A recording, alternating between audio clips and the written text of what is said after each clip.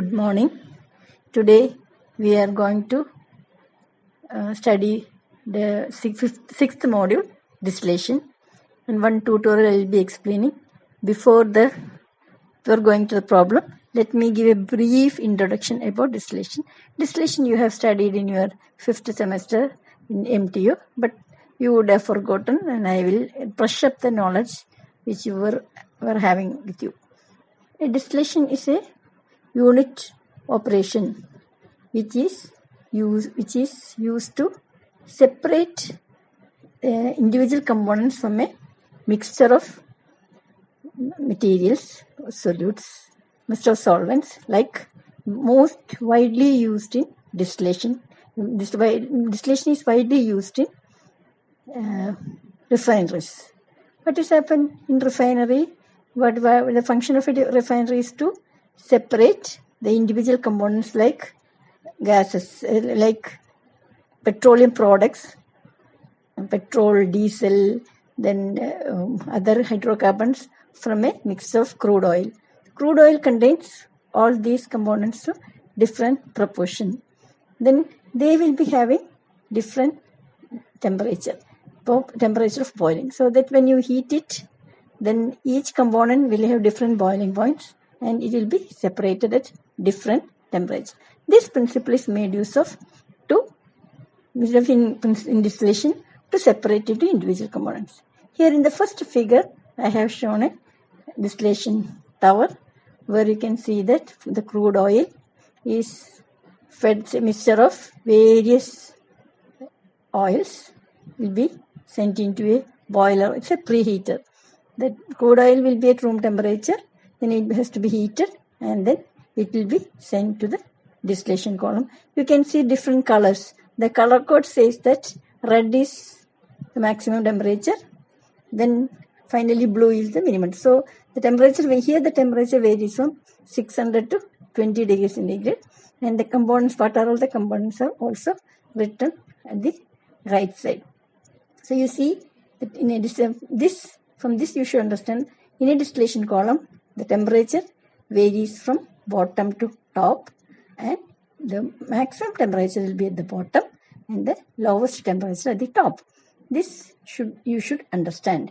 Whereas in an absorption column, you see that when you were dealing with the problems, what we were telling, that temperature and pressure are constant at some 30 degrees, 290 Kelvin, and the atmosphere pressure.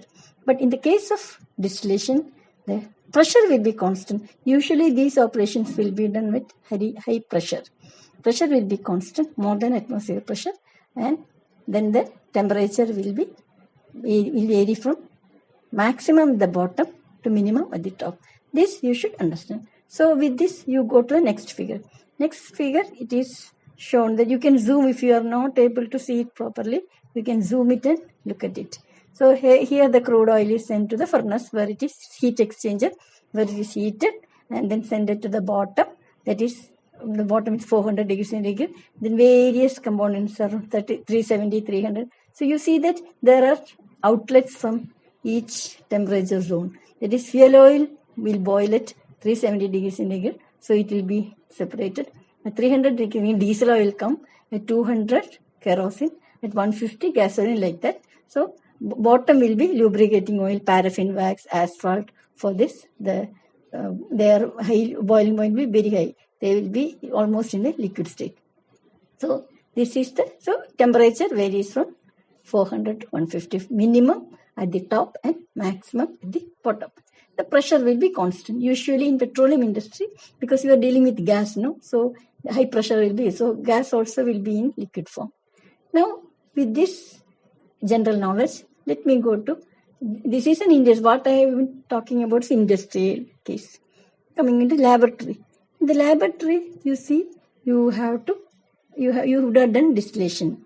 Distillation is a purification operation. Suppose you are doing some research in a lab and you are dealing with acetone as a solvent, and water is also involved. Then after the product is obtained, you will get both the solvents will be less as such. It is solvent will not take place in the reaction. So you are producing solid product which is which is produced using a mixture of acetone and water. So you will get finally you will get a mixture of acetone and water. You want to separate acetone from water. So what will you do? You take it in a round bottom flask. It is shown here. And the liquid contains, assume that it is 70% acetone and 30% water. So you have to remove, because 70% you cannot afford to lose the acetone. So you will undergo, you will distill it. There in the round bottom flask, the liquid will be kept, and there is a stopper and a thermometer will be inserted to read the temperature. Then as you heat it, starts at room temperature, say 30 degrees centigrade, and the vapor will come out of the surface and it will go up, and there is a condenser. What is the function of a condenser? To cool the vapor. So the vapor will be cooled and it will be converted into liquid, and at the outlet of the condenser, you will get liquid and can be collected in a receiver that is shown in the bottom. So this is a receiving flask at the bottom. So what happens if you add say 70% acetone and 30% water mixture into a round bottom flask and heat it? Temperature starts from 32, it will go 30, 35, 33 and all, 36 and all. And the boiling point of acetone is 54 degrees centigrade and water is 100 degrees centigrade. Then when it reaches 40 degrees centigrade, the acetone may start evaporation. Evaporation may take place, not boiling, but evaporation will take place. But water will not much. So majority of the acetone will come and then it will be condensed and collected. So whatever you have collected at the flask contains majority of acetone. So what happens as the time goes, temperature increases, and when it reaches some 50, 52 and all, more and more acetone will come and the amount of water will be less. But after some time, when it goes beyond, what happens? Water also will come. So what will you do? We will remove the flask. You keep another, take this flask out and take another flask as a receiving flask. So what happens? In first cut, the product will be rich in acetone, and subsequently after 2 or 3 minutes you keep another one. Then the acetone concentration will be more, but water also, some amount of water also will be there. Like that you can have different cuts. So this is called simple distillation. And in the industry, but we don't carry out like in distillation column, this we say about that is called fractionating column. This is simple distillation, that is fractional distillation, where you can see in a figure a distillation column is shown here. Feed is, then say tray column, same way as the absorption column. The same tray column can be used for distillation also, but some difference is there, because in the case of absorption, you will be sending the gas from the bottom and liquid from the top. Here, what happens? There is no temperature difference. You are doing at a constant temperature. In the case of distillation, the feed is admitted to the column somewhere near the center. Then this is called the feed plate. It will be above some plate. This is called the feed plate. And then what happens? It will come down, and there is the feed may be at any temperature as you wish. It can be at room temperature or slightly heated.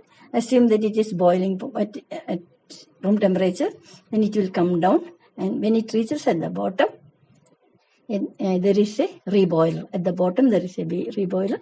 Then it will be heated, and then it will be sent back to the column. So this will be this vapor will go up. This is because you are boiling it here. That is reboiler. You are boiling the liquid, and then it will go up, and when it reaches the top, it will be, the temperature will be maximum here, temperature will be minimum here. So what happens? The minimum temperature means if you have again acetone water mixture, acetone will boil at 54 degrees centigrade. So the top it will be 54, and at the bottom it will be near 100. Then this vapor will go up, and there is a condenser where phase change occurs. The vapor will become liquid, and it will burn. There is a reserve. Similar to the laboratory distillation, there is a condenser and there is a receiver. So here what will happen is part of it will you send back to the column and part will be taken out. So this is then at the bottom similarly the liquid coming from the bottom will be sent into the reboiler and the part of it will be fed back to the column and part will be removed as bottom product and mass transfer from the liquid to vapor phase occurs at the plates. This is the tray column or plate column. I think you understood. So this is feed will be coming. Feed is usually represented by F. The distillate top is called a distillate. It is D. And the bottom is called bottom or B or W. It is represented F, D. This can be B or W. Any notation can be used. Then concentration of the feed. That is the amount of the more boiling. In the case of acetone water, acetone is more boiling. It's more volatile. So what happens? Acetone, the XF or XF is the concentration of acetone in the feed and XD is the concentration of acetone in the distillate and XW or XB is the concentration of acetone in the product. Here it will be, in the feed it will be from 50-50%. It's a mole fraction 50-50. But in the top, the acetone will be 98 to 99%. And in the bottom, it will be of 1%. 99% will be water. Here, 99% will be acetone. This is the situation of a distillation column. I think you understood. Now let us go for the problem. What does the problem says? I will read out the problem. A solution of carbon tetrachloride and carbon disulfide containing 45% by weight of carbon disulfide is to be fractionated into a distillate containing 98% by weight carbon disulfide and residue containing 5% weight of carbon disulfide. The feed of 500 kg per hour at 40 mole % of vaporized condition enters the tower. A total condenser returns the reflux at bubble point at a reflux ratio of twice the minimum. The equilibrium data is given below as T temperature in Kelvin, X is the mole fraction of the more volatile component, here carbon disulfide in the liquid, and Y is the mole fraction of the more volatile component in the vapor. Now you have to see that how do you know which is more volatile and more or less volatile? You can see from the question or from the data. A solution of carbon tetrachloride and carbon disulfide containing 45% by weight of carbon disulfide is to be fractionated into a distillate containing 98% by weight of carbon disulfide. That means CS2 is the distillate. So which is more volatile? So carbon disulfide is more volatile and carbon tetrachloride will be less volatile. So from the question you should know which is the distillate and which is that from the question itself you will be able to find it out. Then another what is given XW, this is our weight fraction it is given, so you have to convert into mole fraction because distillation you will be dealing with mole fraction and that I will tell you how it is to be found out. Then a total condenser returns the reflux at bubble point at a reflux ratio of twice the minimum. Again, what is the reflux ratio? Here I told you, a top product will be, part of it will be sent back. That is L, the notation is L is the part which is sent back to the column and D is the top product. So L by D is the reflux ratio. That is not given here. Unless you know the L by D, we will not be able to do the problem. So for that exactly in absorption column, if amount of liquid is not given, what will you do? We assume the minimum amount of liquid required, solvent required. Here we will assume a minimum amount of reflux ratio and then you take here told that twice the minimum. So that is the procedure. I think the data is given and here you can see that in the case of absorption you have given only XY plot, no? Temperature was not given. Why? Then for that you have to think about the Gibbs phase rule, because degree of freedom and all, I will explain briefly what is the degree of freedom. What does Gibbs phase rule say? F is equal to C minus P plus 2, where F is the degree of freedom, C is the number of components, P is the number of phases, and 2 is a constant. This is a binary mixture, carbon disulfide and carbon tetrachloride. So it's a binary mixture. So C is equal to 2 and phases is equal to also 2, because there are liquid and vapor. So you can find out degree of freedom is equal to 2. Now you have to see what are all the variables. The variables are temperature, pressure, and X is the mole fraction of the more volatile component, that is A in the liquid phase, and Y is the mole fraction of A in the vapor phase. So if you see that if for distillation, if pressure is fixed, so in effect only the degree of freedom is 1. If we are fixing a pressure at 1 atmosphere or at high pressure or vacuum, what will happen? In effect only we have only 1 degree of freedom. So usually X is varied, then temperature and Y will be fixed. That is what's meant here. That is, here you see if you change X, initially X is 0, Y equals 0, and T is equal to 49.7. Now you take X equals 0.03. What happens? Y is 0.08. The temperature will be 347.7. The temperature will decrease. And what do you mean by when X equals 0? X equal to 0 means the X is the mole fraction of the high volatile component, that is more volatile component. So X equals 0 means the more volatile component is not there. It is a pure less volatile component. So less volatile component means that will be having high molecular weight, more molecular weight. So X equals 0 means the other one minus X is equal to 1. It is pure in this case it is pure carbon tetrachloride. So there is no amount of carbon disulfide in this mixture. So the temperature will be maximum. But when X is equal to 0.03, what happens? That 3% of carbon disulfide and 97% of carbon tetrachloride. So the temperature comes down. If you go to the other end, when X is equal to 1 means it is pure carbon disulfide. So the boiling point is 319.3. So that is why this is so you should know this is the equilibrium relationship. It will be complete if and only if the temperature is specified. Temperature automatically goes. You cannot have any control. We cannot keep a temperature of any temperature. You don't have any choice. You can have the choice of pressure and X. The F, Y and T will be automatically fixed. That is what I meant. If you not understand it fully, you go once again and again or refer to any mass transfer operation. Now in the case of absorption, the degree of freedom is so we fix temperature and pressure. So Y varies with X. So there's only one relationship, that is at constant temperature and pressure you vary X versus the equilibrium plot is X versus Y.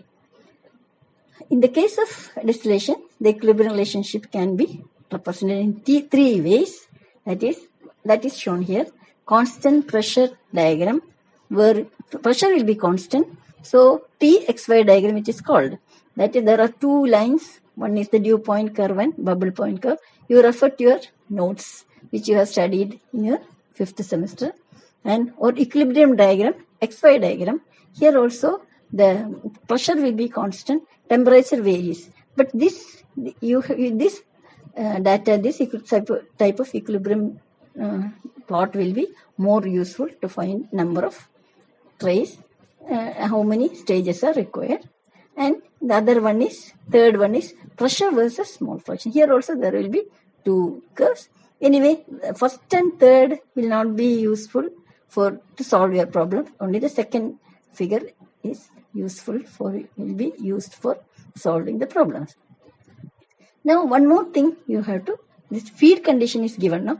40%, the feed contains 40% of vapor. That means the feed can be in the liquid form, it can be a mixture of liquid and vapor, it can be a liquid which is at its boiling point, or it can be a vapor which is at its dew point. All these things can happen. So you have to define Q properly. Q is defined as the fraction of the feed that is liquid. Here, so 1 minus Q will be the fraction of vapor in the feed. This is, then feed can exist in 5 different conditions. It can be a subcooled liquid, then Q is equal to greater than 1. That subcooled much below the boiling point or dew point or bubble point. Then it can be saturated liquid, then Q is equal to 1. It can be a vapor liquid mixture in which Q is fraction. That is what here.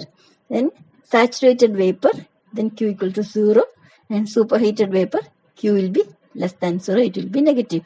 D is the, why you see Q is the fraction of the feed. So that is, if it is fully vapor means saturated vapor means there won't be any liquid, so Q will be 0, and it is superheated vapor means it will be less than 0. So this is the condition. Why I am once again stressing about this means this Q line will be, the slope of the Q line is required to construct the feed line and to find the number of stages.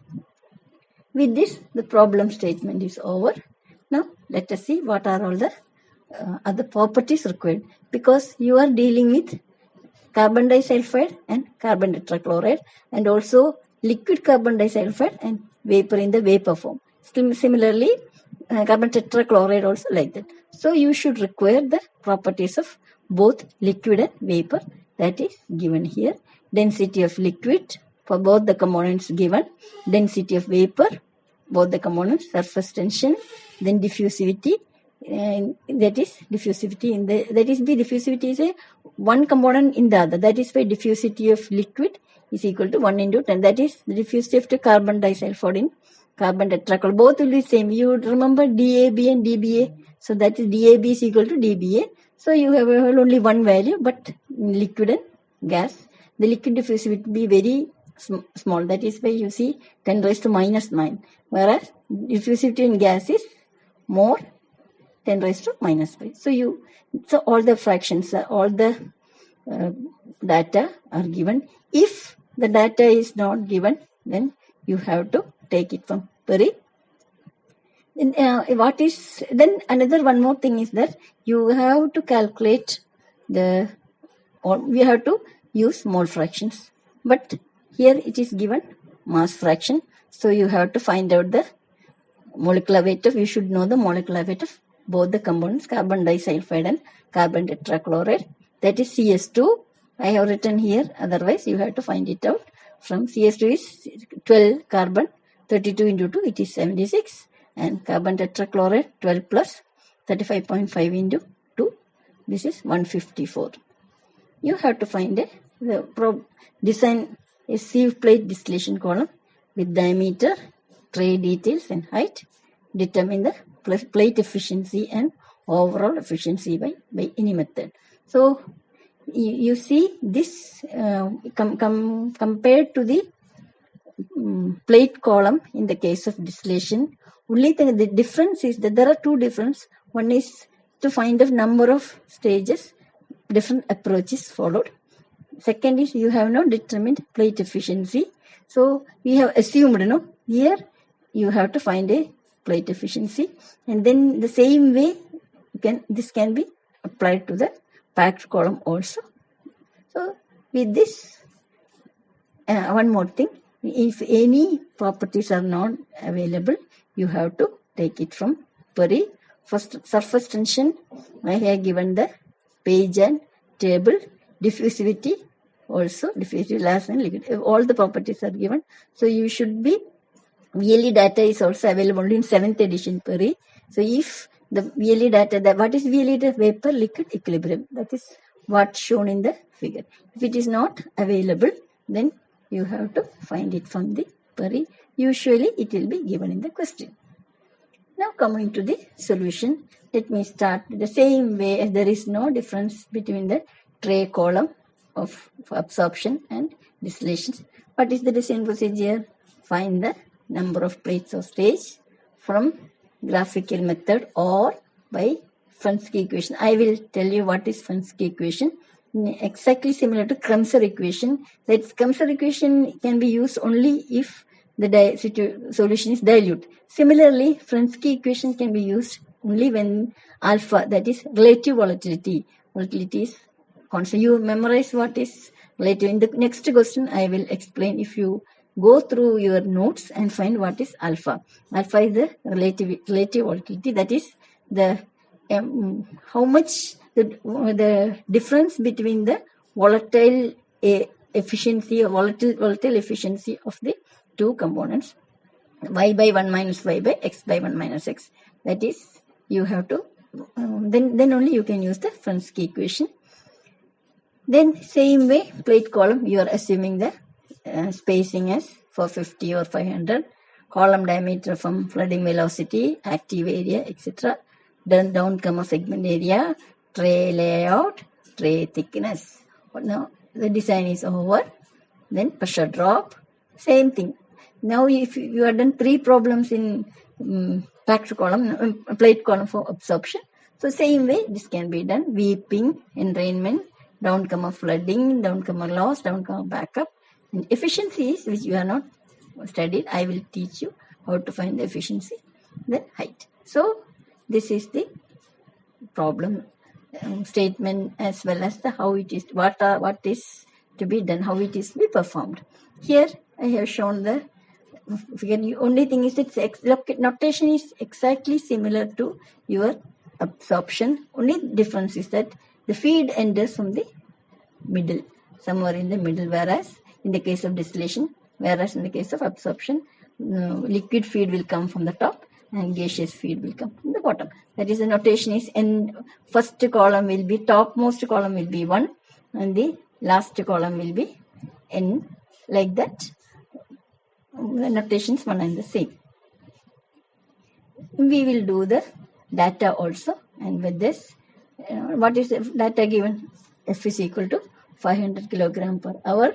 Then molecular weight of CS2 is 76, CCl4 is 154, and we have, what you got is weight fraction of CS2 in the feed is 0.5, and WD is the weight fraction of CS2 in the distillate, and WW or WB the weight fraction of CS2 in the bottom. See that we are dealing with the weight fraction of the more volatile component, that is what is X.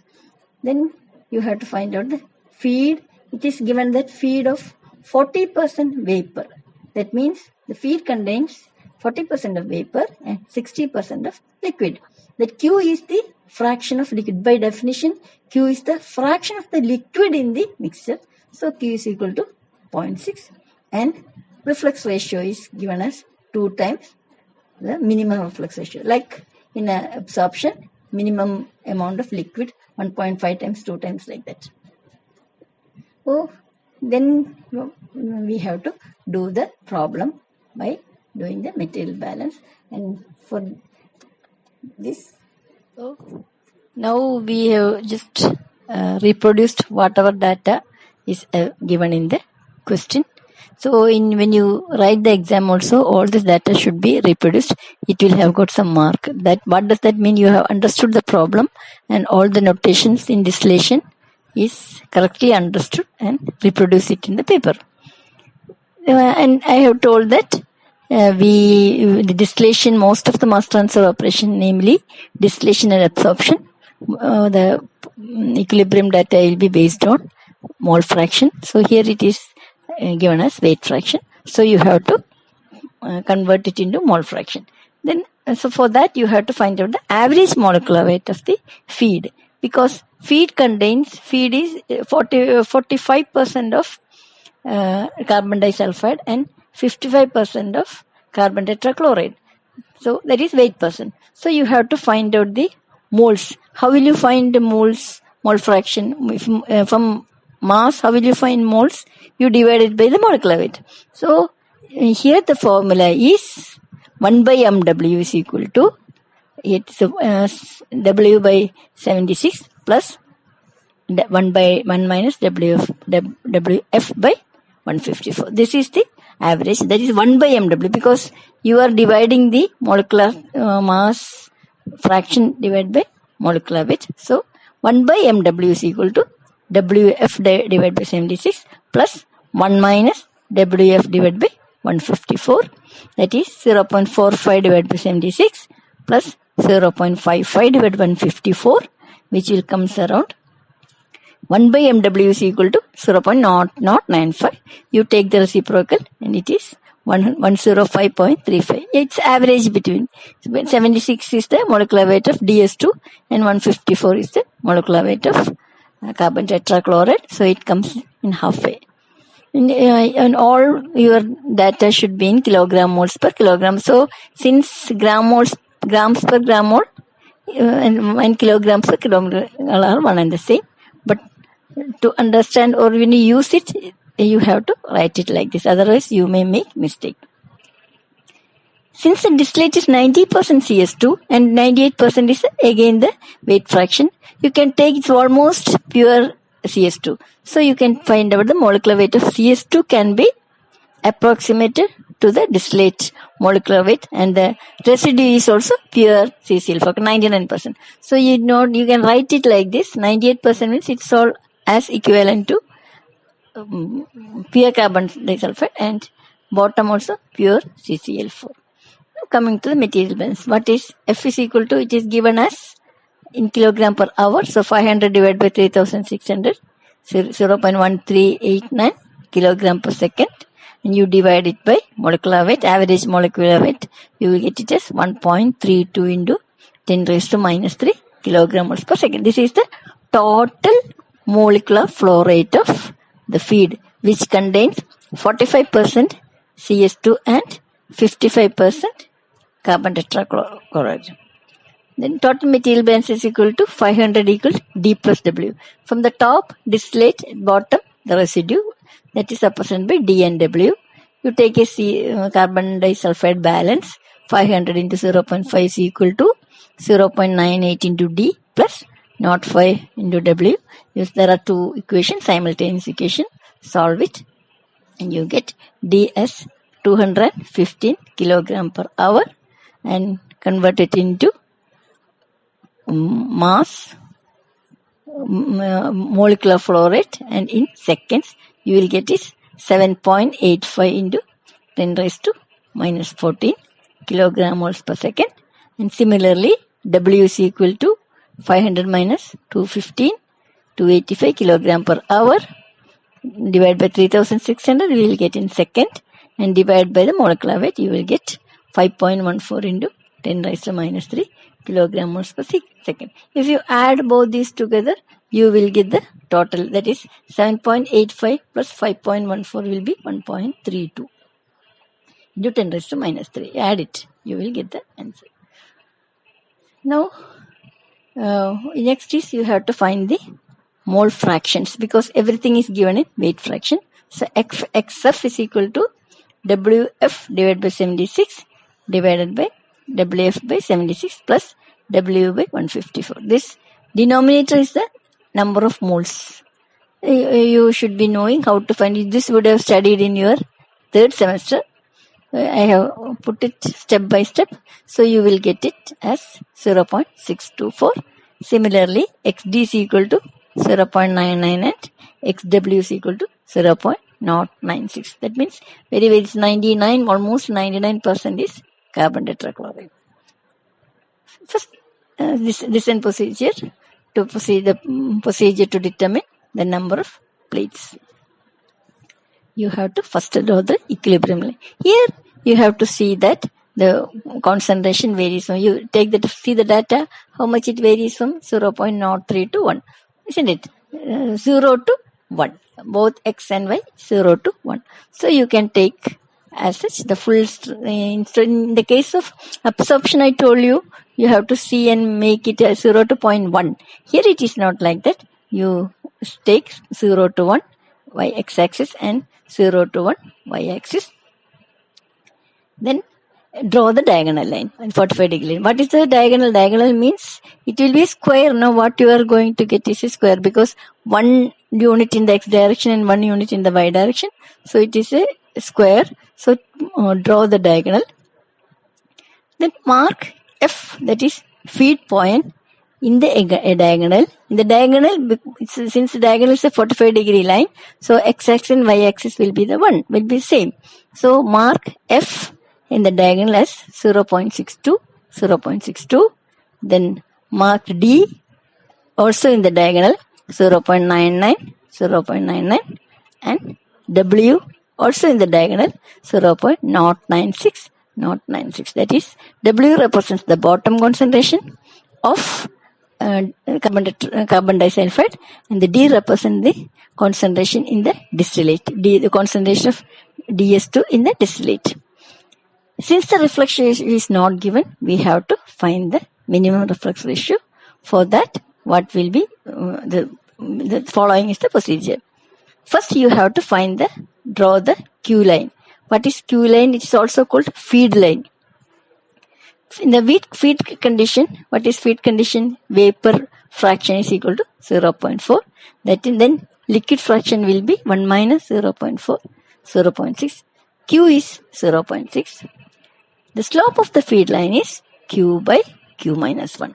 So you have to find out that Q is equal to 0.6 by 0.4. It is minus 1. Q minus 1 is minus 0.4. So the slope of the feed line will be minus 1.5. So now draw a line with slope 1 minus 1.5 at F, that is ZF 0.x2, 0.6 to 0.62. Extend the feed line to meet the equilibrium line at P. You draw a feed line with a slope minus 1.5. Let it extend and meet it the equilibrium line at P. Join DP. D is the distillate point, that is at the top. That is 0.9999. Join D to meet join D and P and extend it to meet the y-axis. So that then note the y-intercept. This is xd by Rm plus 1. Actually in the distillation, there are 3 operating lines. One operating in the enriching section and one in the stripping section, and one is the feed line. The slope of the feed line is here Q by Q minus 1, and slope of the top operating line is Rm by Rm plus 1 for the minimum, and the condition is that the feed line, the liquid operating line, the operating line at the enriching section and the operating line at the stripping section should meet at one point. That is the condition. So from graph xd by Rm plus 1, you find out from the extent, the point D and P is to be extended to the y-axis. Read the y-intercept.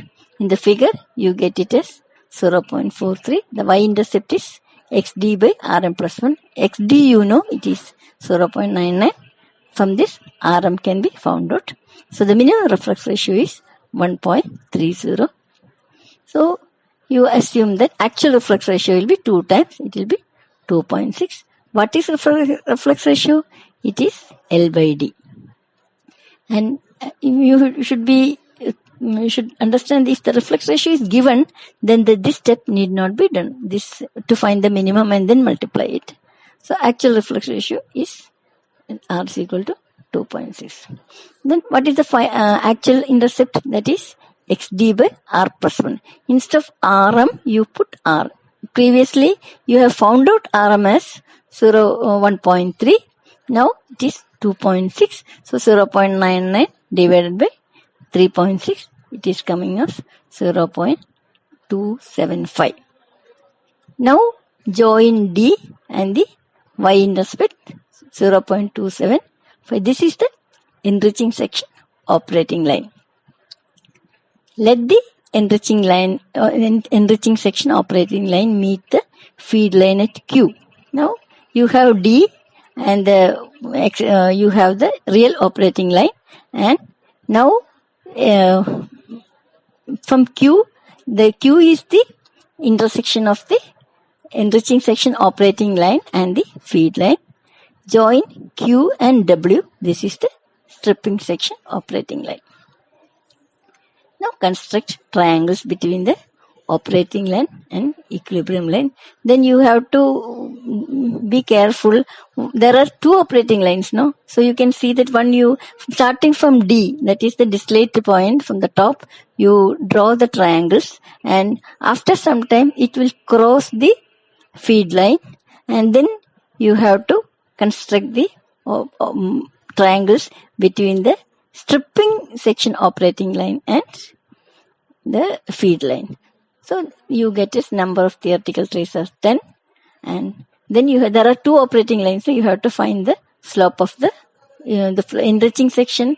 It is called L by G, that is 0.72, and slope of the stripping line, you put it as L dash G dash, that is 1.117. This is, you have to measure it, find out the. Now, and another thing is that you have the slope of the initial part. M is the slope of the operating line. The operating line is not a straight line, but you take the initial portion, it will be straight line. You take the slope, that is 2.67. I forgot to tell you one thing about the enriching section and stripping section. You come back to the column when the feed enters, feed enters to the feed plate. There are two sections. Above the feed plate, we call it the enriching section, and below the feed plate, we call the stripping section. That I should have told in the beginning. Sorry. So now I think you have understood. With this, now you know how many I got as 10 theoretical plates, and here actually total condenser is told. A total condenser is used. That means number of trays will be equal to the same as the theoretical trays. But if a partial condenser is used, then you will have theoretical trays will be 10 minus 1. You will be requiring only 9 trays. That I will explain in the next problem. So with this, almost all the data are available. Next is you have to find so number of Fensky equation, we don't deal with it now. That we will in another appropriate time. I will tell you the equation, and we will do using Fensky equation. Calculation of diameter, that is we have to find the calculator of both enriching section and stripping section, and the diameter which is higher is to be selected. Suppose the enriching section diameter is more, then you have to do the other calculations based on the enriching section. If it is the stripping section is more, means you have to take that. We assume in same way as the absorption tray column, we assume a tray spacing as 450. Here you have to note that the properties of distillate is to be taken for enriching section, because in the top carbon disulfide is coming out of the column and it is condensed using a condenser, and in a receiver it is collected. It is divided into two streams. One stream D is the distillate that will be taken out of the column, and the other stream L will be fed back to the column, and this L by D is the what you have found out as 2.6 as the reflux ratio. Now you see what are the properties of CS2. I have reproduced. Density of liquid is 1251 kilogram per meter cube. Rho G, that is density of vapor, is 2.764 kilogram per meter cube. Exactly the same way what you have done for the absorption column. FLG is equal to L by G into rho G by rho L raised to 0.5. That is L by G is, you have to find out here. Here the L by G is obtained from the graph. L by G is the slope of the enriching section, that is 0.72. Then you get FLG is equal to 0.338. Then from the Perry, I won't explain because this is the fourth problem you are doing. CSB from Perry, it is coming around 0.085, and flooding velocity also is obtained from the equation. You calculate, it is coming as 1.586, and UNF is equal to 80% you take. So UNF is equal to 80% of this velocity. Next is, with this I will have a break. Okay, I think you have found out you have found out the number of trays by constructing the two operating lines, feed line and the equilibrium curve, and finding the number of trays by constructing triangles between the equilibrium line and operating line. Next, you have to find the diameter. For that, you see that from the top, you see the column. From the top, the gas or vapor is coming out. It is 99% CS2. So you have to calculate the properties of carbon disulfide in the enriching section, and in the stripping section, you have to take the properties of CCl4. And you have to find the diameter for in enriching section separately and stripping section separately, and find whichever is high, you have to select as the diameter of the tower. So all the properties of CS2 is written here. You find out FLG, where L by G is the mass flow ratio of mass flow rate of liquid and G, and that is obtained as 0.72 from the graph. Then substitute, you will get FLG is equal to 0.03338, and from Perry you have to find out from the x-axis. There is a figure in page 1438. The figure is 1431. FLG is plotted against CSB, and you find out exactly the way you have done for tray tower in absorption. You find out the y-axis and substitute y-axis is equal to UNF. The relationship is that UNF is equal to, that is flooding velocity is equal to that y-axis into sigma by 20 raised to 0.2 into rho L minus rho G by rho G, the whole raised to 0.5, and you will get it, substitute, and you get the flooding velocity as 1.586, and this is the maximum velocity the column can operate without the phenomena of flooding. Now you have to keep less than that, so 80% you will get it as 1.27. Next, you have to find out the velocity. You have found out, no? And you have to find out the area from the area diameter. So to get the area, what you require? Volumetric flow rate. Now you have to take the volumetric flow rate of the gas. You see in the column there, I have drawn a column here, and it is marked that G is the mass flow rate or molecular flow rate of carbon rate, 99% carbon disulfide, and this will go to the condenser. Then in a receiver, it will be splitted into two. So G is equal to L plus D. So you have to get you have to get the volumetric flow rate G, and then divide by the velocity UN 1.27. Then you will get the area, and from that area you have to calculate the diameter. So how will you get G? You know that R, that is the reflux ratio, is L by D, and from material balance G is equal to L plus D. So substitute, you will get as, you can find out G is equal to R plus 1 into D. Just a simple arithmetics. Then G is equal to R plus 1 into D. So D already known, because in the initially you have found out what is the F, number of moles of F, number of moles of D, and number of moles of G per second. The flow already you have found out. The D, it is coming as 0.0597, and then multiply it by 3.2. R plus 1. R is reflux ratio, 2.6 plus 1, you get 0.215. Then you find out area by volumetric flow rate divided by velocity. Now you got the mass velocity. Then you divide by density of the vapor, that is CS2, it is given as 2.764 divided by the mass flow rate divided by density divided by velocity. You will get a net area is 0.061 meter square. The total area will be net area will be 99% of the 90% of the total area. So total area is equal to AN divided by 0.9. You get it at 0.068 meter square. Find the diameter. It is 0.29 meter. Next, you have to find the stripping section. Similarly, in the case of stripping section, you have to take the properties of carbon tetrachloride, Cl4, rho L, rho G, and sigma. Then you see at the bottom, I have put the L is the liquid coming out of coming from the bottom of the tower, and it will be splitted into two.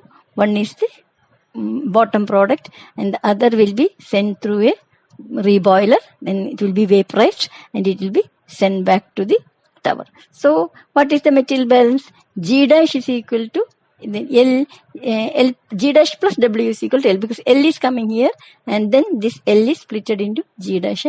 So similarly, from the stripping section operating line slope, L dash by G dash is equal to 1.17. You can find out W is also given, so you can find out G dash from this. L dash by DJ. This again material balance. L dash is equal to G dash plus W. Divide G dash both sides. L dash by G dash is equal to 1 plus W by G dash, or W by G dash is equal to L dash by D dash minus 1. That is L dash by G dash is the slope of the stripping section operating line, 1.17, and minus 1 is equal to 0.117. Then W, that is the mass flow rate of the bottom product, or that is 0.079.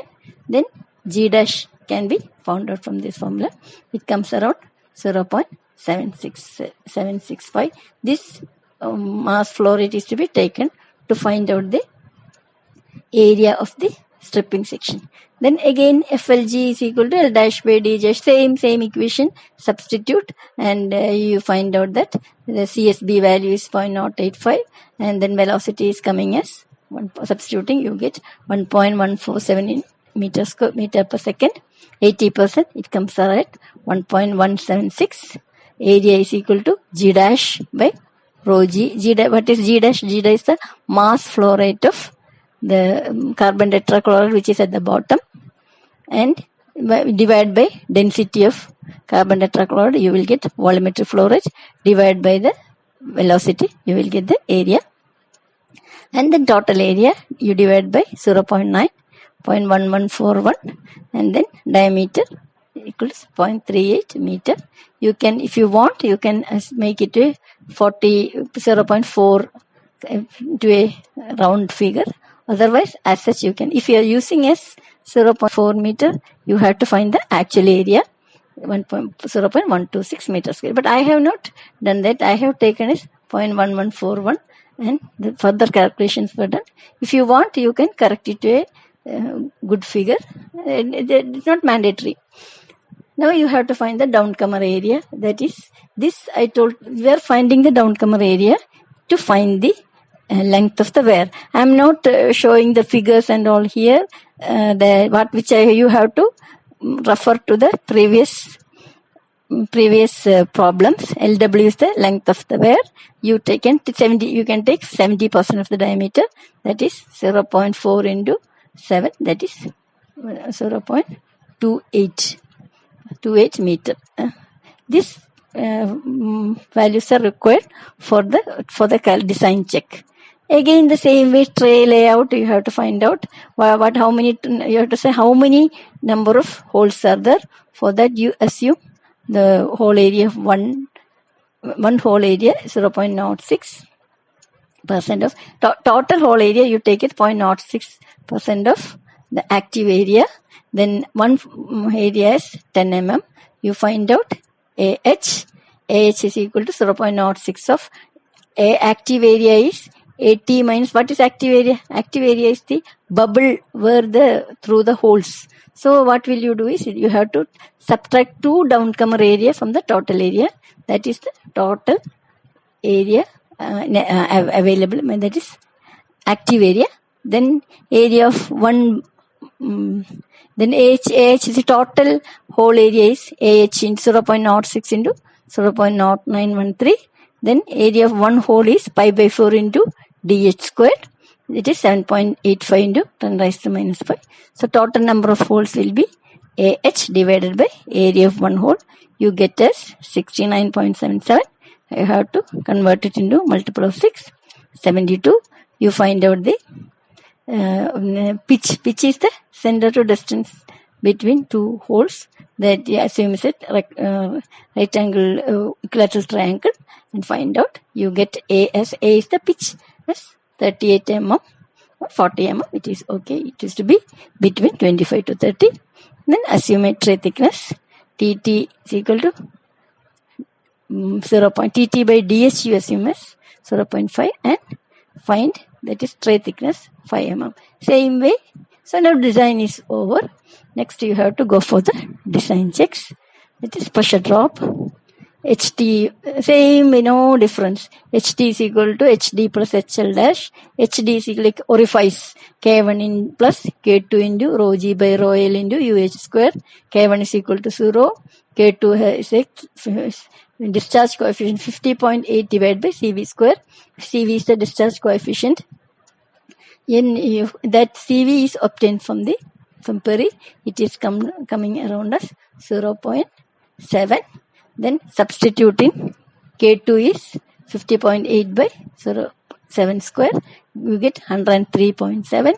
UH you calculate. I have been telling now. It is you make use of the law of conservation of mass or volume. AN into UN is equal to AH into UH. You find out UH. It will be through the holes. The maximum velocity will be through the holes because the holes have smaller size, 22.16. Find out HD using this equation. It comes around 188.2 millimeter. Next, you have to find out HL dash. That is beta into HDS. The formula for beta is here. Substitute and one formula for beta is 0.0825 into ln Q by W minus 0.269 ln FEH plus 1.67. This is available in Perry. Find out FEH, that is UH into rho G raised to 0.5. Find it out. Q is the Q by LW. Q is the volumetric flow rate of liquid. That is the flow quantity of stripping section is to be taken. L dash by G dash is equal to 1.117. That is the slope of the stripping line, stripping section operating line, 1.17, and G dash is equal to given 0.675. So you will get QS L dash by rho L. You find out the volumetric flow rate. It comes around 4.98 into 10 raised to minus 4 meter cube per second. Rho L you have to take the density of carbon tetrachloride, liquid carbon tetrachloride. Next is you have already assumed that is wear length as 0.28 meter. Substitute in the equation. You will get all the beta will be obtained as 0.097. Then find out HDS, HOW, and HDS is equal to HW plus HOW plus 0.55 HHG. HHG is neglected for sieve plates. HW 60 mm USU. HOW you calculate from 664 into Q by LW raised to 2 by 3. You will get that. It is 9.75. So you add HDS is equal to HW plus HOW. You will get 69.75. The beta you have already calculated as 0.097. So HL dash is equal to 6.765.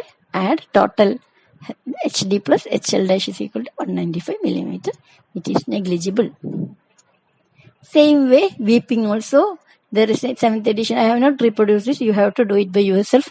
HW plus HOW is 6.95. Then you have to find out that is the x-axis. Then sigma is equal to, H sigma is equal to 409 into sigma by rho L into dH. That also you have to find out, and you will get it as H sigma is here 0.697. HT plus H sigma is equal to 70.45.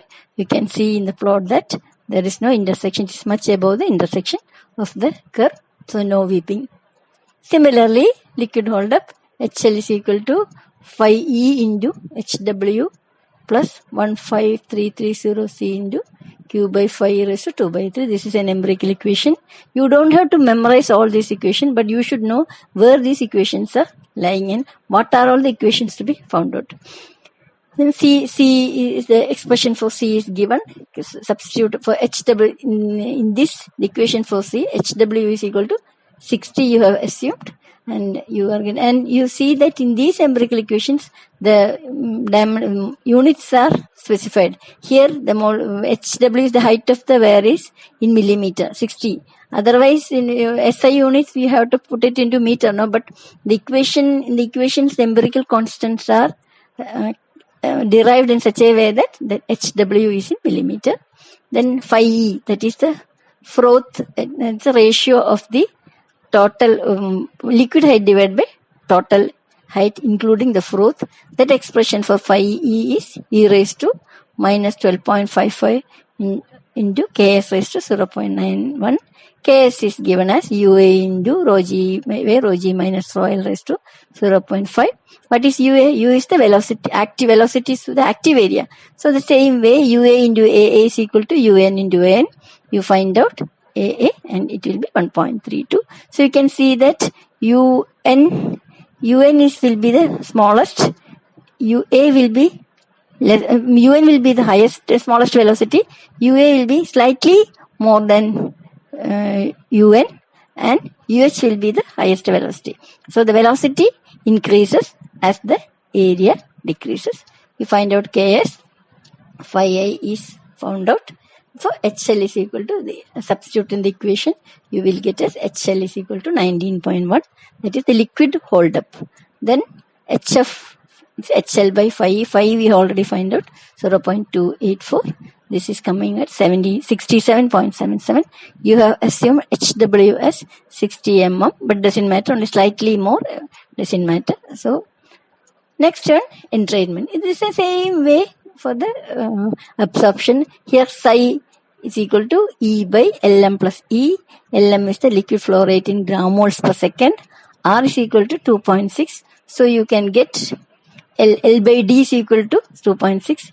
D you know 7.85 into 10 raised to minus 4 kilogram moles per second. So this should be converted into gram moles per second.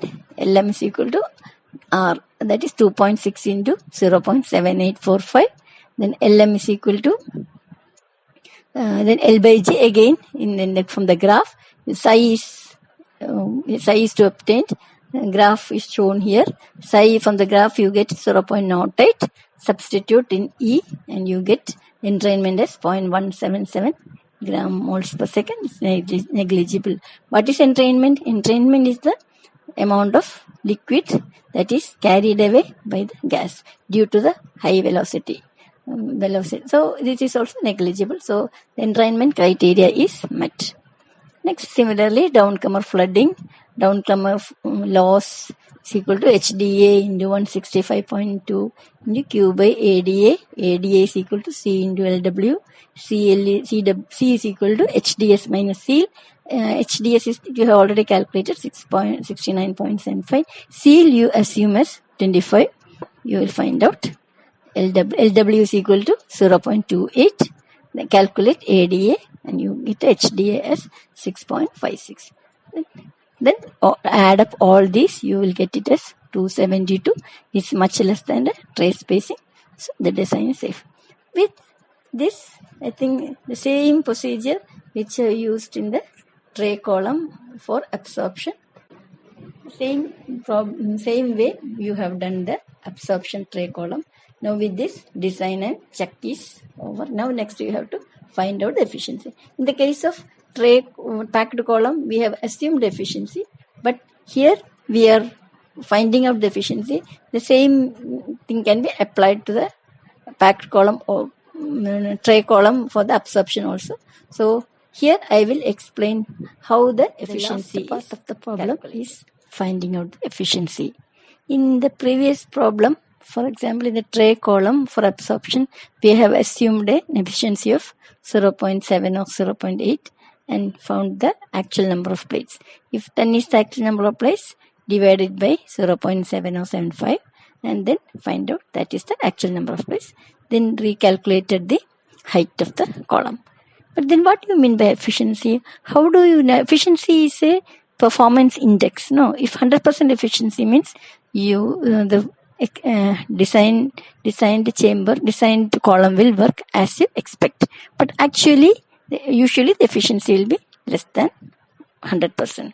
Then how do you know that it is not working efficiently? For example, you have designed this distillation column to get a top product containing 98% by weight of carbon disulfide, and the bottom also it is specified, and you are some 500 kg per hour of feed containing 45% of CS2 and 55% carbon tetrachloride has been sent.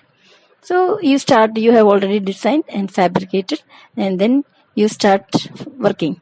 Then what will happen after reaching the steady state? Maybe after 2 or 3 hours or maybe a day, you studied it as steady state. That is, steady state means there is no change in the parameters with respect to time. You have reached a steady state. Now you measure the quantity of the distillate coming out of the column, measure its quality. That is, you measure the percentage of CS2 in the. You may see that it is not 98% or 99% by mole fraction as you expected. It will be just less than 98. It may be some 90% or 85%. So this will be reflected in the bottom also. Bottom, instead of getting 99% of carbon tetrachloride, some carbon disulfide will be there. Bottom also will be 8%, 92% like that. Why is it so? This performance, this lower performance is called the efficiency. That is, efficiency is less than as you expected. There may be several reasons for this: pressure loss, friction loss, and so many parameters you have assumed, that coefficient, then so many CV, so many parameters, here and there you have assumed that this may not be, and you have used several correlations from the literature and from the PERI, you have taken so many data. So there may be some error in these data. Error in the sense they are not applicable sometimes to the conditions. That is general application only. It may not be accurate. So what you have to do is you have to find out the actual efficiency, and then you have to divide you have to find the actual number of plates. Then you will get the height will be more, because more you divide the theoretical plates divided by efficiency, then you will get the actual number of plates and find out the height. So there are different types of efficiency, can be defined in different ways. One is overall efficiency. Overall efficiency is the ratio of theoretical number of plates divided by actual number of plates. This can be calculated if you know the actual number of plates. So since actual number of plates not known, then you will not be able to find out. So if given in the problem you are asked to find out the overall efficiency, it is given that you have calculated theoretically, you found that it is 10 number of plates, and it says that actually there are 15 number of plates. Then what is the efficiency? That will be. But if you have to calculate, then you have to follow some empirical relationships. That is, point efficiency eta is equal to EOG, it is called EOG is equal to 1 minus e raised to minus NOG. EOG or eta is the F point efficiency. And NOG, let us see what is NOG. NOG is the overall mass transfer units. Overall mass transfer units or overall transfer units. This is similar to your overall heat transfer coefficient. How do you find the overall heat transfer coefficient? That is 1 by HI plus 1 by HU is equal to 1 by HI plus 1 by HO, where U is the overall heat transfer coefficient. HI is the heat transfer coefficient of the fluid through the pipe, and HO is the heat transfer coefficient which is flowing outside the pipe. Similar, why you have to take both? It's sometimes some sort of average, because heat transfer coefficient of the fluid inside the pipe is having one value, and the heat transfer coefficient of the fluid outside will be having another value. So you are taking an average. That average is 1 by U is equal to 1 by HI plus 1 by HO, and you will be using the diameter per that. Forget about that. Similarly, in the case of mass transfer units, you have two transfer units. One is gas phase transfer units and the other liquid phase transfer units, NG and NL. Actually, here the mass transfer takes place between the gas and liquid, whereas in the heat transfer through the fluid through the pipe and outside the pipe. Similarly, so it is an average. That is, the definition is NOG is equal to 1 by NIG plus lambda by NL. Now let us see what are all the parameters. What is the definition? NG is the gas phase transfer unit. NL is the liquid phase gas transfer units. They are all mere numbers. 3, 4, or 0.3, something like that. Lambda is equal to, that's called stripping factor. It is M into Gm by Lm, where M is the slope of the equilibrium curve, Gm is the gas flow rate, and Lm is the liquid flow rate in moles per second. See, now you have to find out Ng. How do you find out Ng? You have to find out Ng, NL, and lambda. Lambda is formula either if you know M, if you know G and L, lambda can be calculated, and it is straightforward. To find out Ng is equal to kGa into theta G. That is, again, equation number is given 14134 in 7th edition Perry, page 1436. Kg is the mass transfer coefficient. A is the effective interfacial area. Like packing, you remember, no? That is meter square per meter cube. Similarly, it is the area available per meter cube of. This is a sphere. The bubbles are formed. So that is an effective area. Theta G is the residence time. Now you have empirical correlations to find out kGa. The kGa is put kg and a are put together, and the empirical correlation kGa is equation 14135, 316 dg raised to 1 by 2 into 1030 f plus 867 f squared divided by HL raised to half. What is dg? Dg is the gas phase diffusion coefficient. It is given as 2 into, that is the diffusion coefficient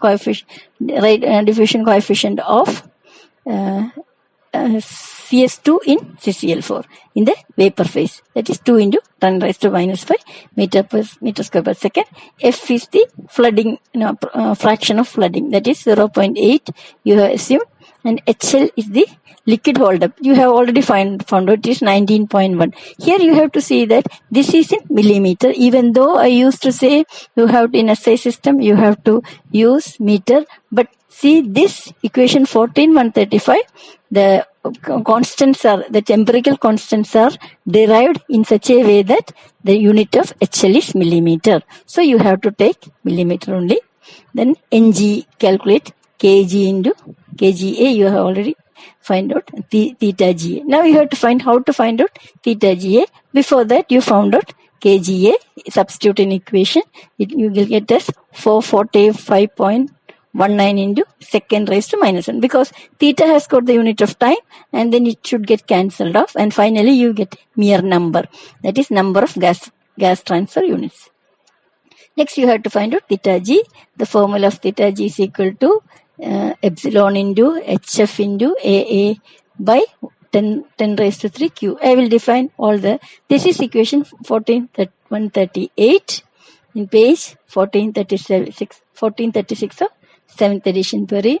That phi E is the effective froth density. This you have already found out. HL by HF is equal to 0.258.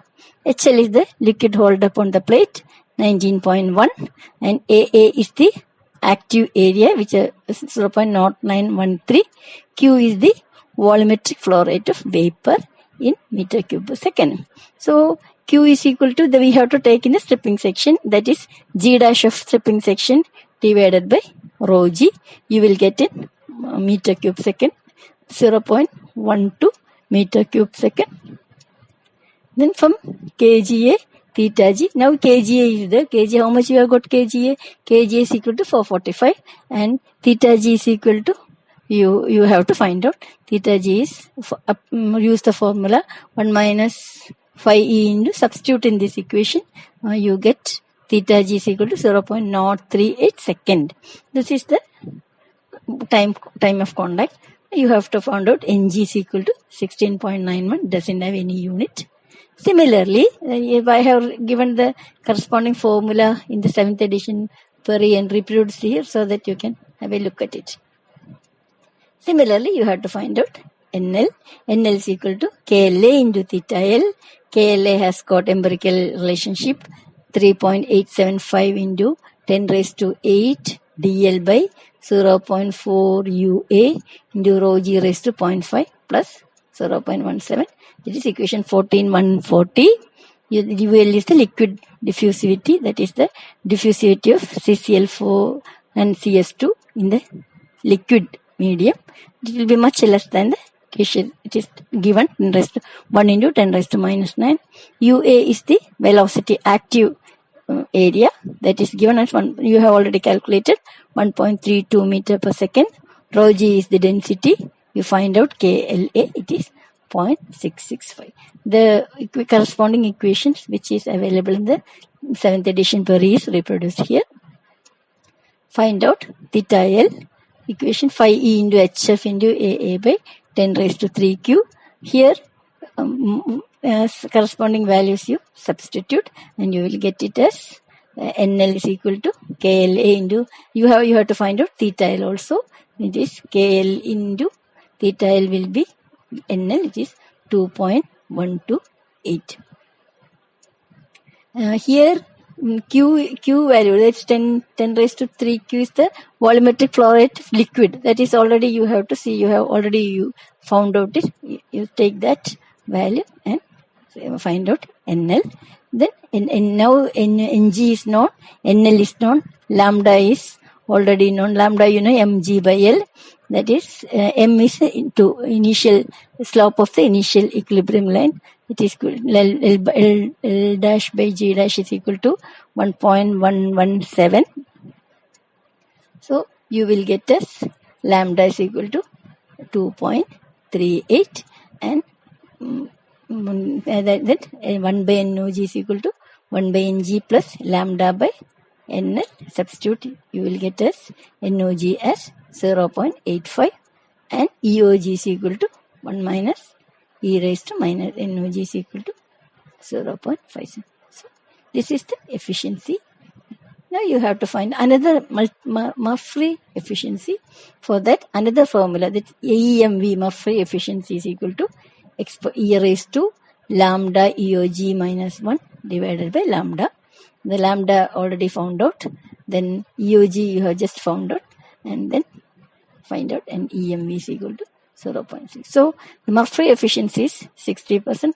Point efficiency is 57%. You have to find out the actual number of plates. That is, N theoretical is 10. Actual is equal to 10 divided by 0.6. You will get it 16.6. That is 17 trays. Now you have to find the height of the column. That 16 into, that is 17 minus 1 into 0.45 plus 2 into 1.5 at the top and bottom, 10.65 approximately. Then 11 or 12 you take, then this is the height of the column. So you have designed a distillation column. Then I will explain one more problem, and then the third problem you have to do by yourself. Okay.